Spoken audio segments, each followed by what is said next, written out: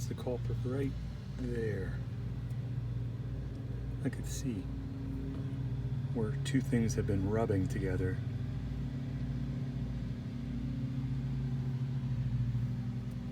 The rest of it is okay. But right there, two pieces of plastic have been rubbing. Okay, this part just pops out with clips. So what I did was a very fine file.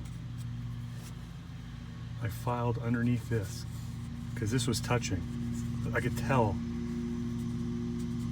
It seemed like it was a little warped or something here. So a fine file and some sandpaper.